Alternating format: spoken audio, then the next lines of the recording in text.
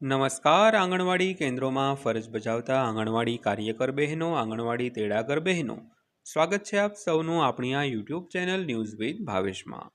તો બહેનો, આજના આંગણવાડી પગાર વધારો સમાચારમાં આપણે વાત કરીશું આંગણવાડી બહેનોના માનદ વેતન વધારાને અને અન્ય માંગણીને લઈને. આજરોજ તારીખ 3/7/2026ના રોજ આવી છે મોટી અપડેટ. તો બહેનો, શું છે અપડેટ તે જાણવા માટે આજના વિડીયોમાં અંત સુધી બન્યા રહેજો. તો વાત કરીએ તો આપ સૌનું ફરી એકવાર અમારી આ યુટ્યુબ ચેનલમાં હાર્દિક સ્વાગત છે. તો જો તમે ગુજરાત રાજ્યમાં આંગણવાડી કાર્યકર અથવા તેડાગર બહેન છો અથવા તમારા પરિવારમાં કોઈ આંગણવાડીમાં ફરજ બજાવે છે તો આજનો આ વિડીયો તમારા માટે ખૂબ જ મહત્ત્વનો છે.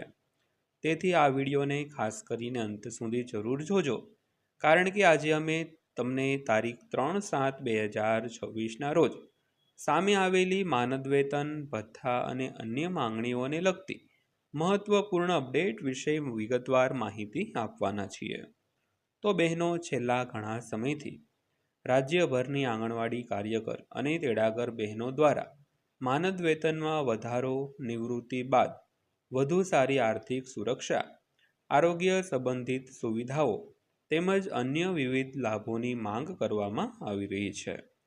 તો આ દરમિયાન આજે ફરી એકવાર આ મુદ્દાઓને લઈને ચર્ચાઓ તેજ બની છે. તો વિવિધ કર્મચારી સંગઠનો દ્વારા સરકાર સમક્ષ પોતાની માંગણીઓને ઝડપથી સ્વીકારવાની રજૂઆત કરવામાં આવી રહી છે. તો મહત્વની વાત એ છે કે બહેનોનું કહેવું છે કે વધતી જતી મોંઘવારી વચ્ચે હાલ મળતું માનદ વેતન પરિવારનું યોગ્ય રીતે ભરણપોષણ કરવા માટે પૂરતું નથી. તેથી વેતનમાં નોંધપાત્ર વધારો કરવાની માંગ ફરીથી ઉઠાવવામાં આવી રહી છે. તો આ ઉપરાંત કેટલીક અન્ય મુખ્ય માંગણીઓ પણ સરકાર સમક્ષ રજૂ કરવામાં આવી છે.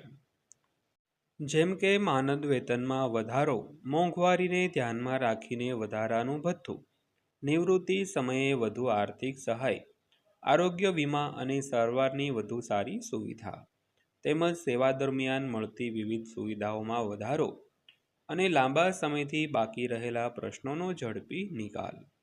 તો બહેનો, હાલ સુધી રાજ્ય સરકાર તરફથી આ તમામ માંગણીઓ સ્વીકારવામાં આવી હોવાની સત્તાવાર જાહેરાત કરવામાં આવી નથી. જો કે કર્મચારી સંગઠનો સતત સરકાર સાથે ચર્ચા કરી રહ્યા છે અને વહેલી તકે હકારાત્મક નિર્ણય આવે તેવી પણ આશા વ્યક્ત કરી રહ્યા છે.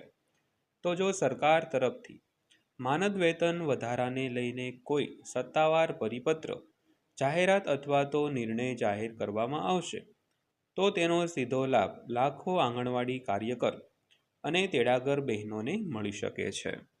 તો હાલની સ્થિતિ મુજબ કોઈ નવા વેતન દર અમલમાં આવ્યા હોવાની સત્તાવાર પુષ્ટિ ઉપલબ્ધ નથી.